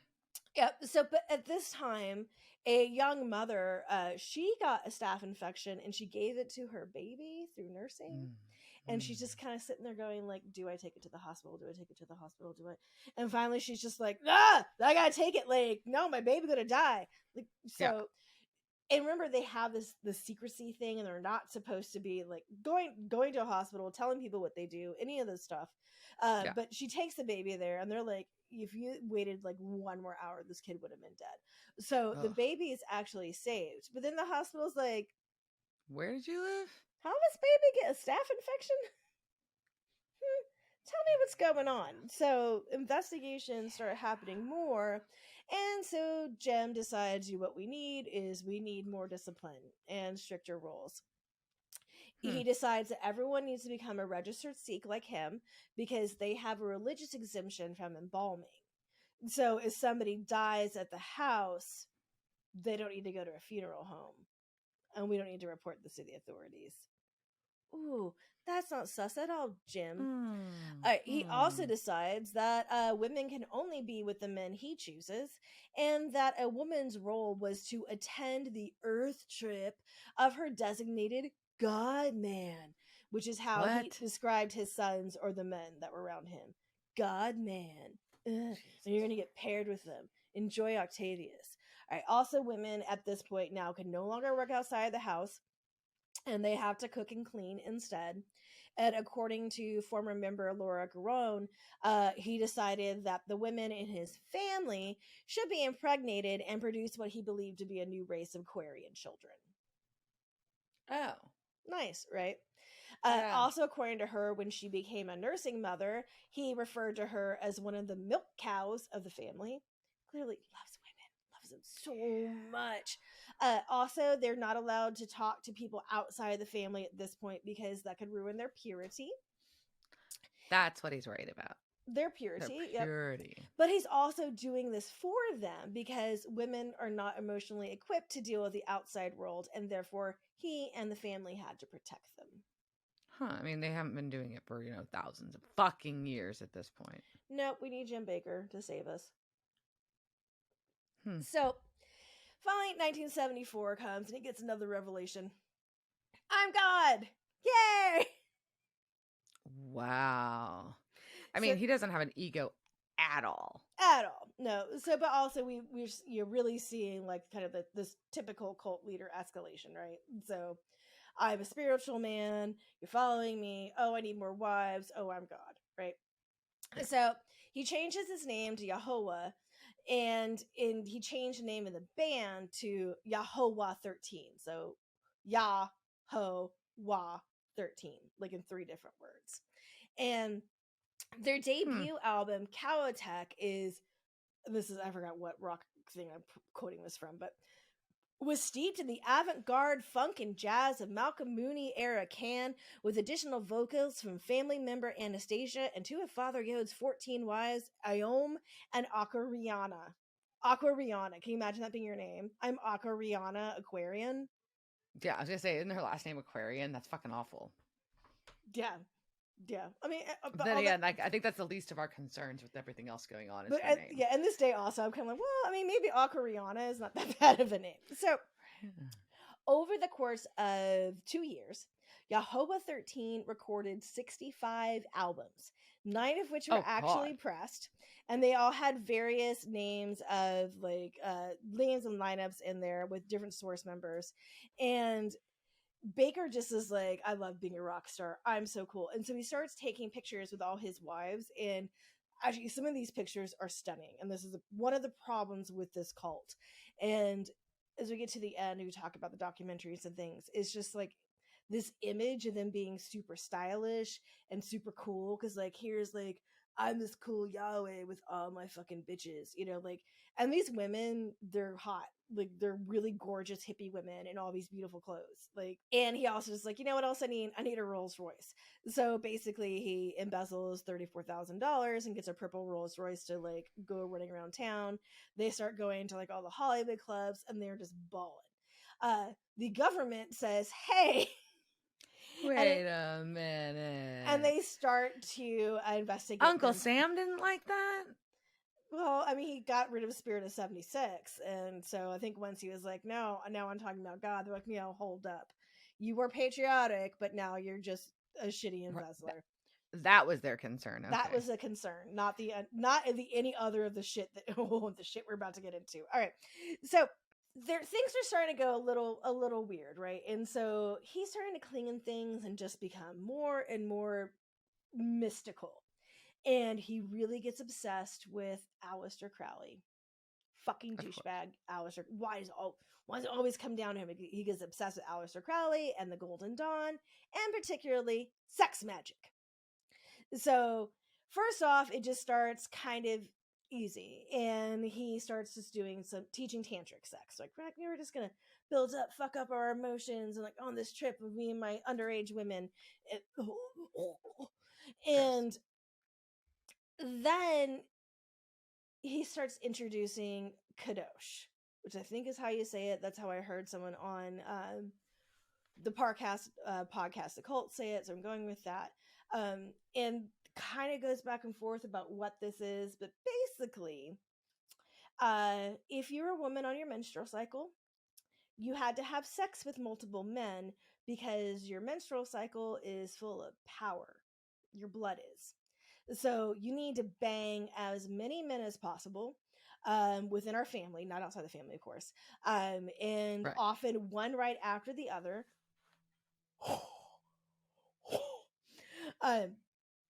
Then the blood was mixed with the semen and not confirmed, but pretty sure they ate it. Nobody will confirm that, but pretty sure.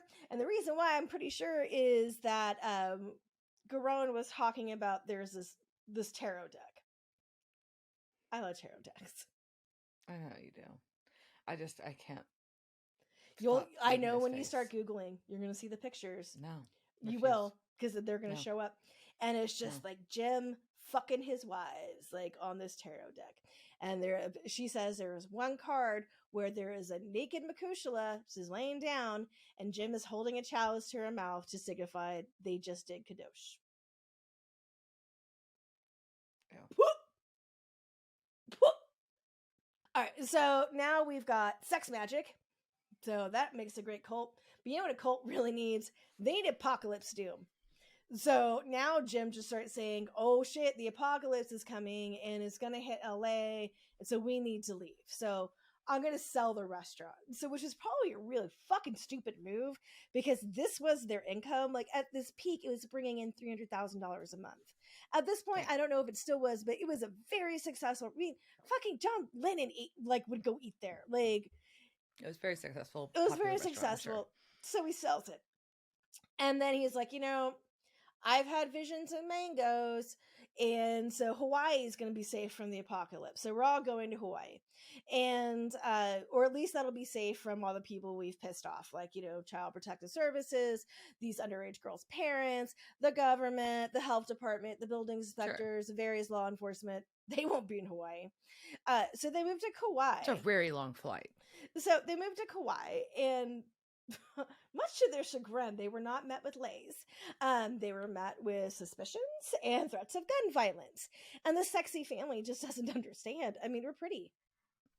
So basically, like y'all are fucking weirdos. Just because we live on an island doesn't mean we buy into your shit. Yeah, and there's also at this time like a lot of cults are just going to Hawaii and trying to like set up shop, and like also the islanders just really don't like outsiders, especially on Hawaii. They don't. And I have a friend who lives there now, and apparently that is still the case. And it is, yeah. So Baker decides that he is going to use the money from the sale of the restaurant to buy a fishing boat and an airplane so that they can see the fish from above. Yeah, it's not great. Sure. It's not great. They're not making any money. They're getting threatened. So basically they get a bunch of guns.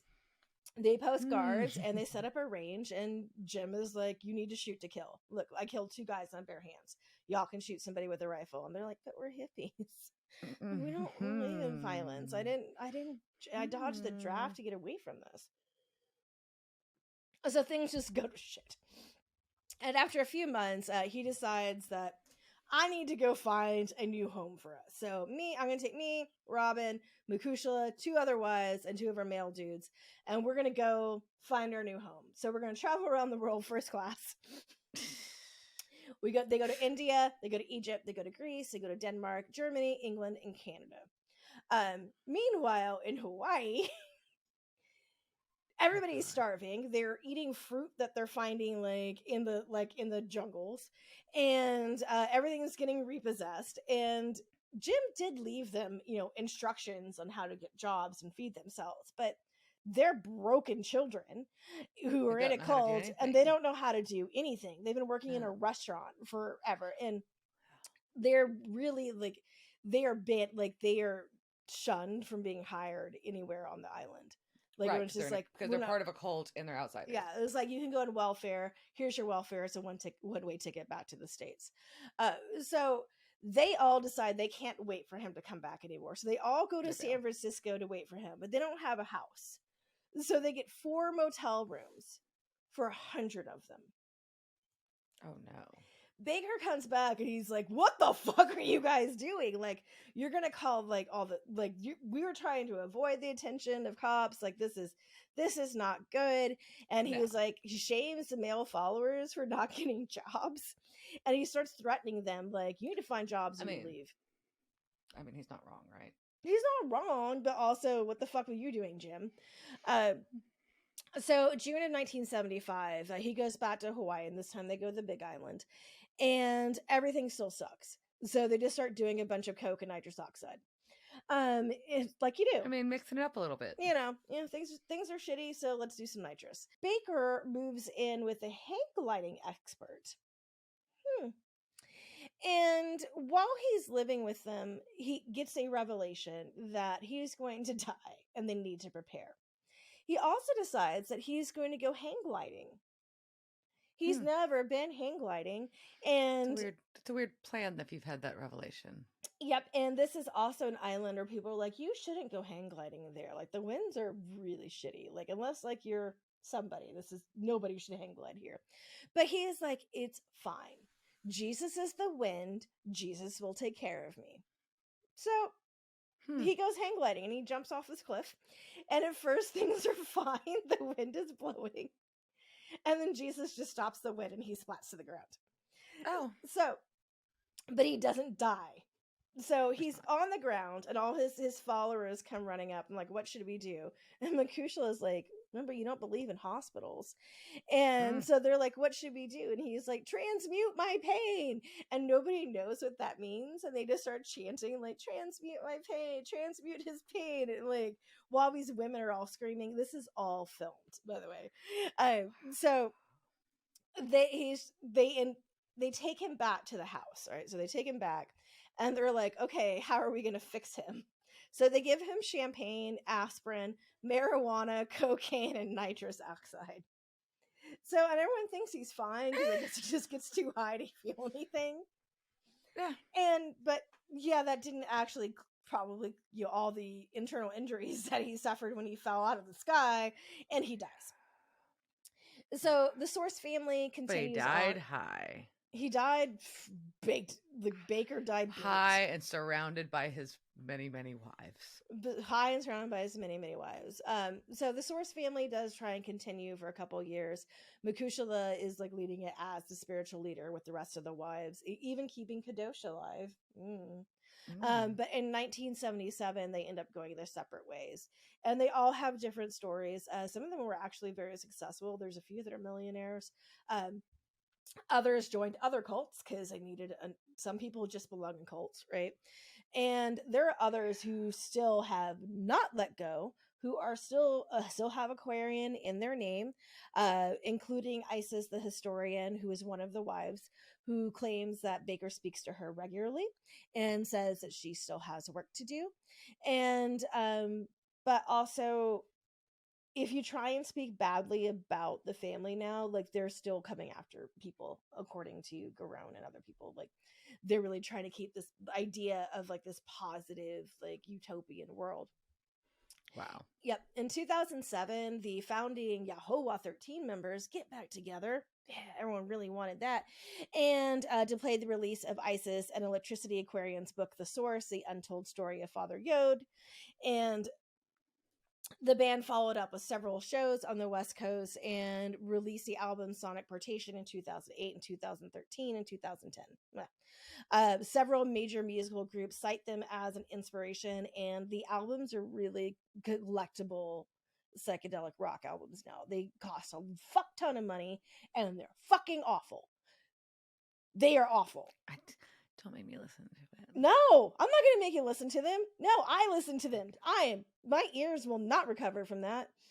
Okay. Don't listen to them. I mean, not good that your ears won't recover. I'm just glad that you're not going to make me.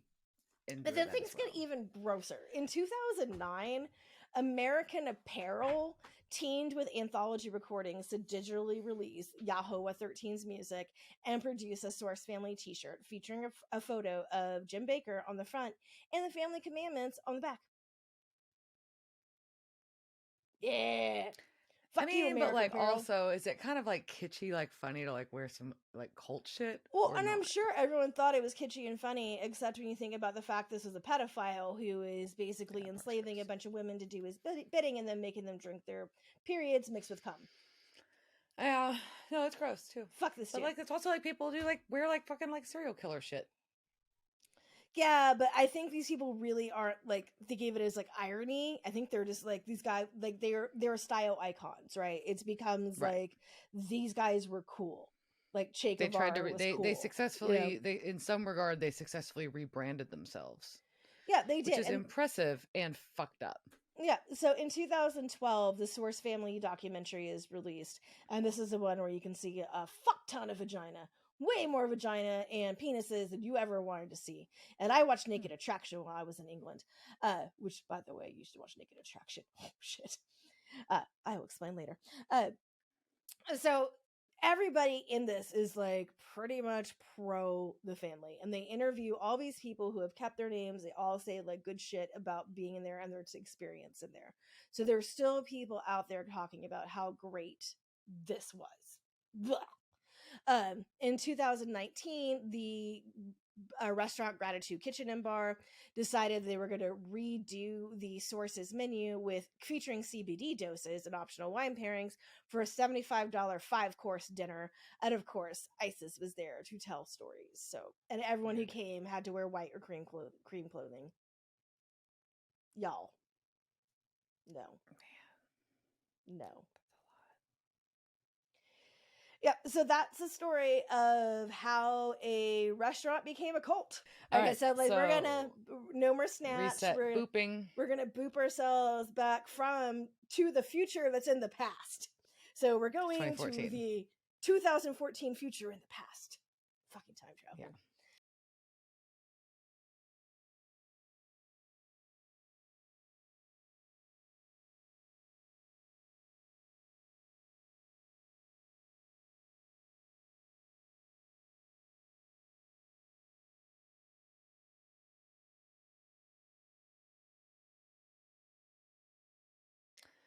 And so we've now learned that Castiel is having sexy hippie time and is a like a love He's a sex guru kind guru. of guy. Yeah. Love guru. Yeah, and he Um, also recognizes that Dean's a time traveler, so which is nice. It was correct. like, which is cool. It was like, at least I don't have to explain this shit again. Yes. And Dean's like, yeah. So Dean, 2009, Dean's like, yeah, strap on your angel wings and send me back. And so Castiel laughs. I thought this was funny. So I don't go into this detail. He's like, yeah, I wish I could. Dean asks him if he's hot, if he's stoned. And Castiel responds, generally. Yeah, Cass. So Woo! there we go. Yeah, I actually And I love 2014 Cass. I think he's great. and 2009, Dean asks, what happened to you? And Castiel says, life. Yeah. So, there we go. Yeah, I think maybe I'm still in the 70s. I'm like, dude, yeah, far out. All right, so 2014 comes back in an awesome Jeep. Then he's about to shoot one of his own guys in the back of the head. After he toasts him with the beer, which is even more fucked up. They toast each other with a beer. Yeah, he's gonna shoot him. So 2019 tries to like get attention, like, what the fuck are you doing? But now everybody's seen 2019. So 2014 Dean's kind of just like, yeah, just don't worry about it, guys. We'll talk about it later. He just like dismisses it. Well, he's also and they're just fine with that. They're like, not gonna lie, it's fucked up, but I'll tell you later. I mean, so yeah.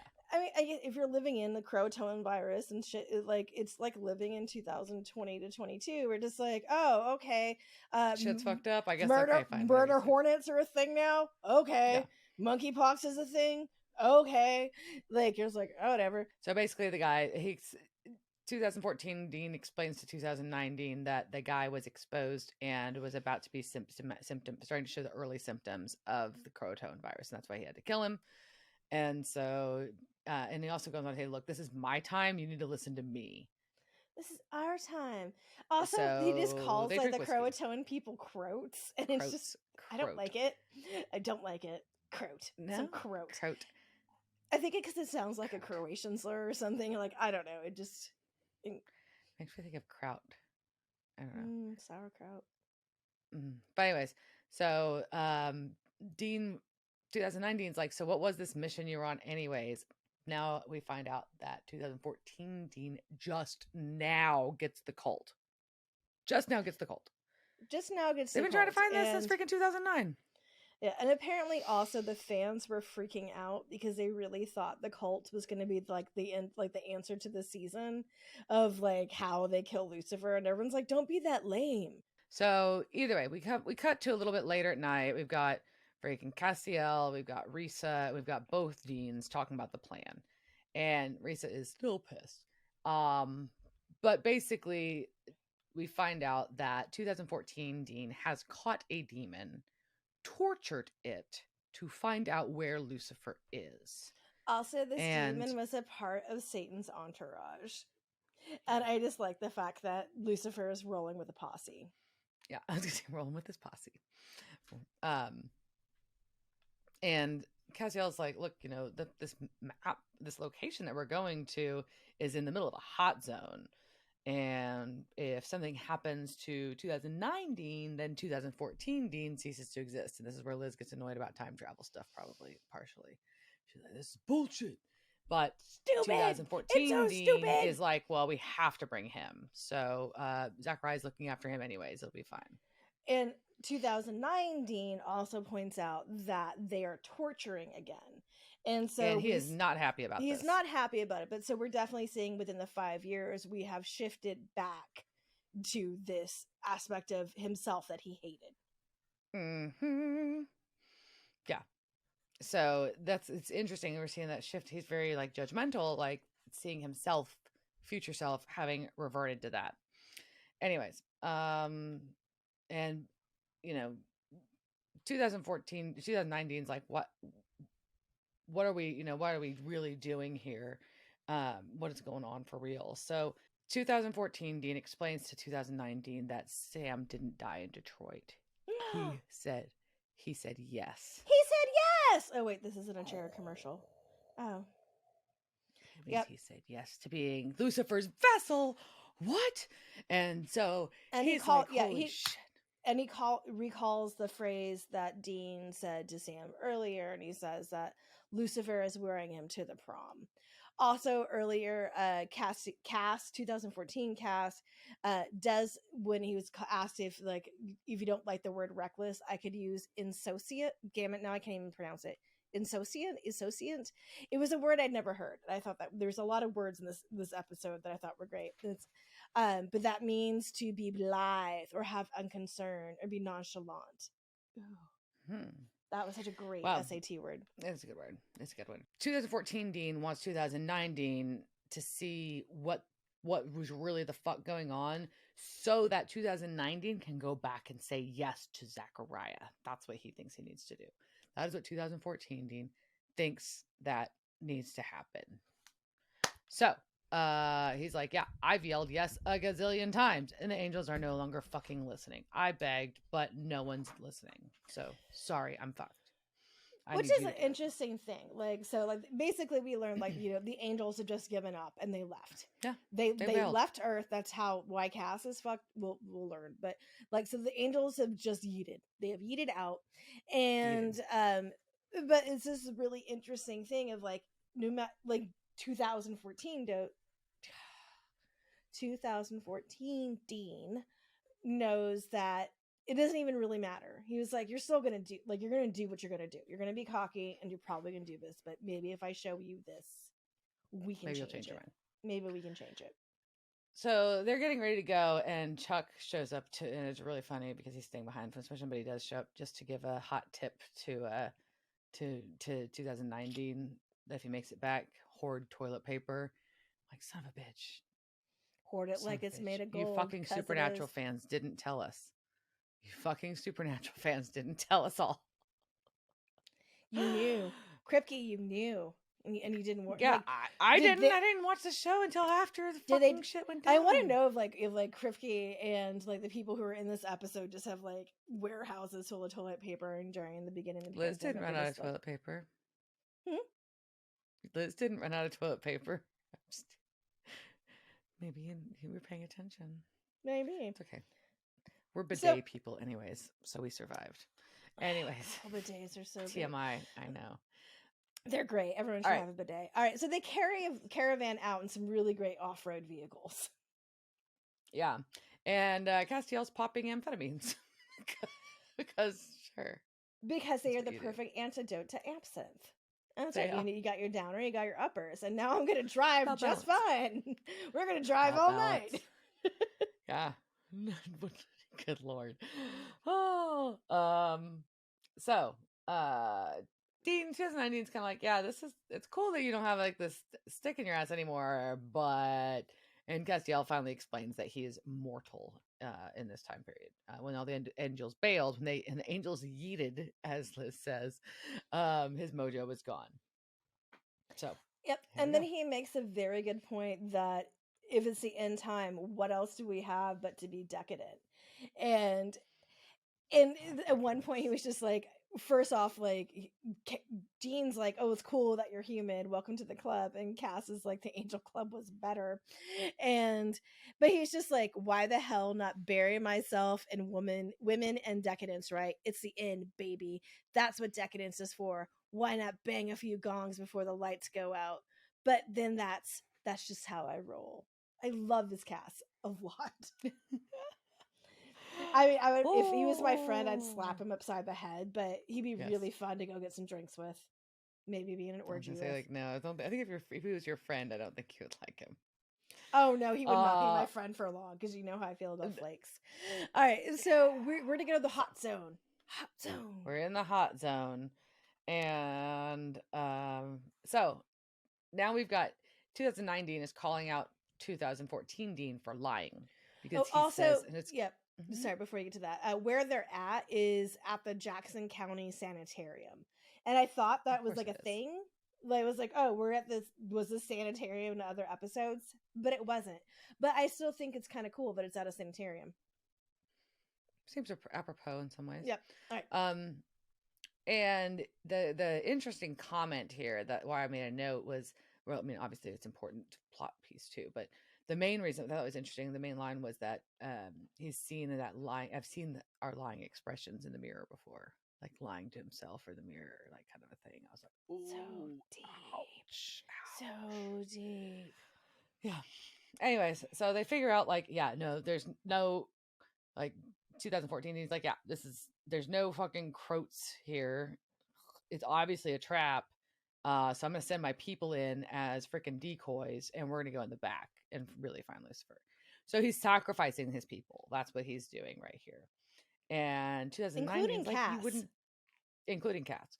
In 2009 is like, you wouldn't do that. What the fuck? I can't let you do that. And so 2014 he knocks him out. Yep, he does. Which is like, if you hit yourself, do you feel it? No, you wouldn't, because their times are too separated. Anyway. I know. Anyway, so time travel. Then we have 2019 wake up to hearing gunfire inside the building. Yeah, and we can see a firefight. Like, there's just like muzzle shots going everywhere. You can see the glow from behind the windows. And he walks up and sees 2014 Dean on the ground with a white shoe with white pants on his head. And it squishes his head. Squishes. Well, he breaks his neck break, but still. It was less squishy and more breaky. It's fucking Sam in all white. It is. But it's not Sam. It's not Sam. It's Lucifer Sam. It's Samifer. Which is what? Lucifer Sam? No, Samifer is the sanctioned, the official SPN family name for Sam in Lucifer's body is Samifer. And that's fine. Got it. I will roll with it. Also, I do not understand why, with the white suit, Samifer has that god awful yellow button up underneath it. What the fuck is that shirt? Oh, it's yellow. It's yellow. At least on my screen, it was yellow. It was like that weird, like, almost like the yellow of the polo shirt he had in the Tech Company. Oh, like, that's very yellow. But it didn't look like yellow. But it wasn't that yellow. It was like that off-white yellow. Ugh, buttermilk. Ew, buttermilk. Gross. It shouldn't be a color of fabric. But you know what I mean, right? Where it's like that. Yeah. Anyways, gross. Yeah. So it says, oh, hello, Dean. You come a long way to see this. 2009 Dean tells Samifer to kill him, and Samifer said that would be redundant since he just killed 2014 Dean. Anyways, but Samifer acknowledges that it must be painful to talk to Lucifer as Sam, but not to be afraid. Don't be scared. Don't be scared. Basically, we get like just Lucifer. Yeah, I'm just Lucifer. It's okay. I was the last perfect work of God. I just really got sent down from heaven because I just loved God too much. And I just, but God created all these hairless apes and really just wanted me to like love them. And I just couldn't really do that. So, because humans are flawed and murderers. And so I got cast out to hell. And really, humans are way worse than me. Yeah, so not only did you have to watch yourself die, now you had to listen to me blather on about my origin story. Oh, yeah. And you must be sympathy Satan. story. A sympathy origin story. 2019, who's like the only living Dean in the scene now, is not amused and calls him an ugly, evil, supernatural piece of crap. No, ugly, evil, belly to the ground, supernatural piece of crap. But I think this is like a really good point. He's just like, you know what? Like, yeah, maybe you are Satan, but you're also just another monster, and I fucking kill monsters. Mm-hmm. Is what I do. Yeah. And I kind of love this like spine like popping up, just like, hey, you know what? Fuck you. No, I'm not going to be your little bitch anymore. I'm done with this crap. Dean tries to goad him a little bit, but Samifer's like, yeah, I know you're not going to say yes to Michael and you're not going to kill Sam. So we'll always end up just right here. Bye. See you in 5 years. Bye. And Dean's like, you're wrong, but he's crying. Yeah, but really is also, there is this like very dramatic, just like, you better kill me now because I'm not going to stop. I'm coming for you. Mm-hmm. Like, I'm coming for you, Samifer or Lucifer, whatever, bitch. Like, I'm on you. Yeah.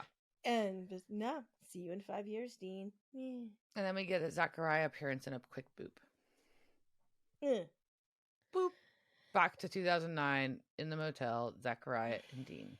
Zach. So we've got Zachariah's like, you're the only one who can, can prove the devil wrong now. You've got to say yes before Lucifer gets to Sam and before all these people fucking die. Billions of people die.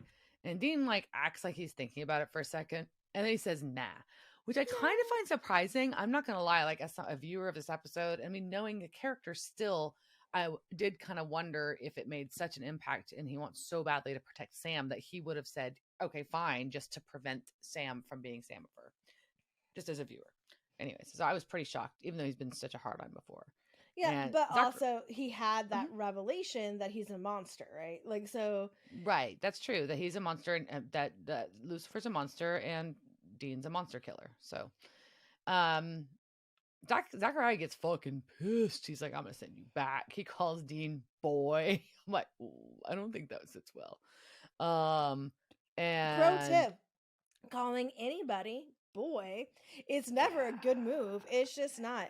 It's but not convincing. It's not convincing, but also we just see like this kind of desperate like man trying to hold on to like, well, I'm gonna teach you again. You didn't learn, all right. And I'm just like having flashbacks to like patriarchy fathers, like, oh, I'll give you something to cry about, like all sorts of like, ugh. But thankfully, he's got a savior.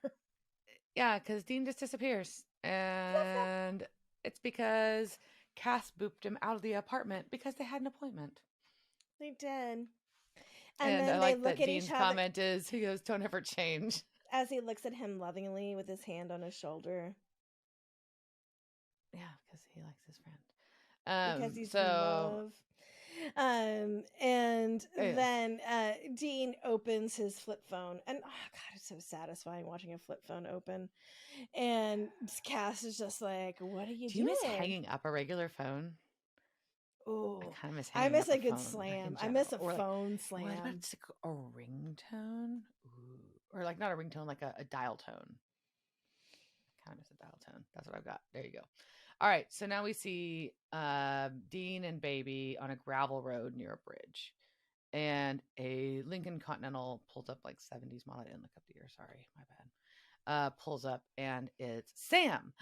So Dean called him. Yay. Yay. That's what he learned. That's what he learned. He pulled out the demon blade and he tells Sam, he's like, look, if you're serious, you want back in, you need to hold on to us because you're out of fucking practice, brah. I did. But I think this is also like men who don't have feelings. This is how there are people who don't have feelings in general. This is how we express ourselves. Like, here is a gift. Here's a stabby. Well, but he also said, but no, Dean straight up said that he was sorry and he was wrong. He does, but this is just like how you open this. You can't just come out and be like, I'm sorry. You have to be like, here's a thing.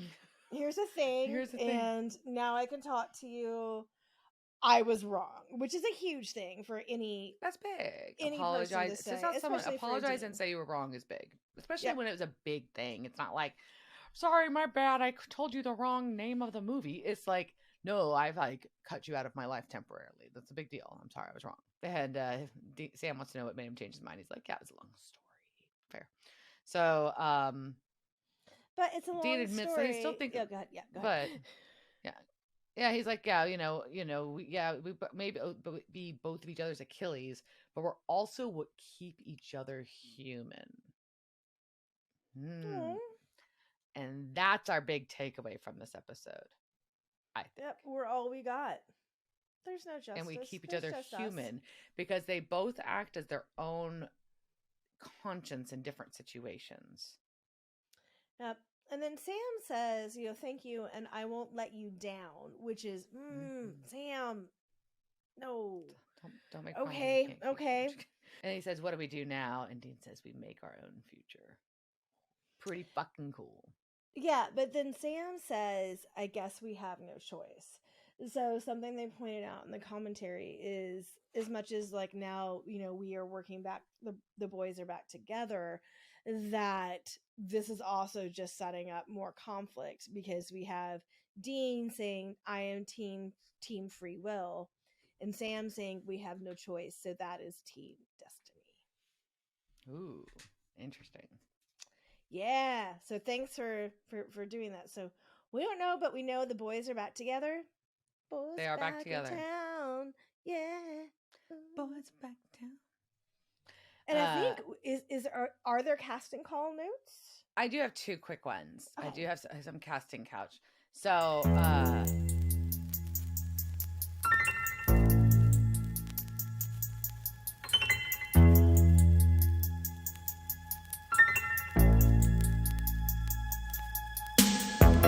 casting couch. It's the casting couch. Were they on that show that time with that guy? La la la la la la la la la la la. First, Risa is played by Lexa Doig, D-O-I-G. I don't know how to say it. She's Paige in Virgin River, which once again is really popular in the show Netflix right now. She was Bree in the Chucky series, Talia in Arrow, and she was Dr. Leah Pearlman in the new version of V, which new's not that new. But did you watch the new version? The new version? I watched the new one. Yeah, I loved V. Anyways, I know. I mean, I never watched the new one because the old one. Well, I liked it as I saw that as like a child, like when it came out, and the tongue. There was like that one baby that came out and it had the lizard tongue. That has been like a nightmare trope for me for the past 45 years. Interesting. Like, yeah. So yeah, I didn't watch the original. I did watch the new, and it was one of those things where it didn't get renewed, and it was a cliffhanger, and so I'm like angry at the universe for like a year after that. Yeah. And then the little girl that almost stabbed Dean with a piece of mirror was played by Devin Dalton. She does a ton of voice work, which is ironic because she had no lines in this. But she also played Cornelius in Rise of the Planet of the Apes and War for Planet of the Apes. I mean, she's got to be a grown-ass woman by now, right? That was 2009 Correct. When she was in this, and she was probably, yeah. There you go. All right. That's what I got. All right. Well, let's wrap this up. So, why did you like this episode? I just thought it was a really interesting take on it. I enjoyed the acting. I enjoyed I thought it was interesting seeing Sam as Samifer or Lucifer or whatever. It was just kind of a chilling. Well, I like dystopian fiction, as you know. So like, oh shit. I mean, when I'm not living it, I like dystopian fiction. So it was cool to see that to me. And then obviously, like, I was grateful that they didn't drag out like the brothers being separated longer, because I do think that the dynamic of them together makes the show better. In addition, makes them stronger, blah, blah, blah. Okay, it's a television show. The dynamic's better when they're together. That's just what there is, the interaction of them, in my opinion. So that's my reasoning. Okay. What? You just hate time travel episodes. Time travel. It's so confusing. Like it is. I couldn't overthink it. Yeah, I mean, and so one of like my saving graces is that idea of whether or not this was a future or a construction of Zack's, right? So right. Well, yeah, which is a fair argument too. I think there's a good hypothesis according to the creators, it was a construction of Zack's, right? So, but it's also a possible. It is a possible future. It is a potential future, but right. I just can't. Time travel is stupid, and it hurts my brain. It's worse than math, and I don't like it. However, I do think that Jensen Ackles was phenomenal in what he Yeah. did. I thought Steve Boyum did a fantastic job of directing a person on themselves, and then like even throwing in some like fun things, like, you know, where they have like, you see I forgot to bring it up, but like when they're talking, when they first are talking to each other and they have like the drink that he gives them, you know, like, so there are those old like type of things that you would see in split screen acting stuff. So I do like the, you know, the rallying cry of Dean, you know, just like we're in this for humans and we're taking down the monsters, like fuck them. Right. Like I enjoy a good rally to a cause, but at the same time I'm also like, Just fuck your time travel. fuck your time travel. You could have done this another way. But other than that, I mean, yeah, we got, I love Cult Cast. Cult Cast is great. And also toilet paper Chuck. So that's all I have though, really. Otherwise, like, the episode's fine. It's watchable, but fuck you, time travel. So anyways, anything else to add? That's all I got. All right, then. Cheers, Dirk. Cheers, bitch.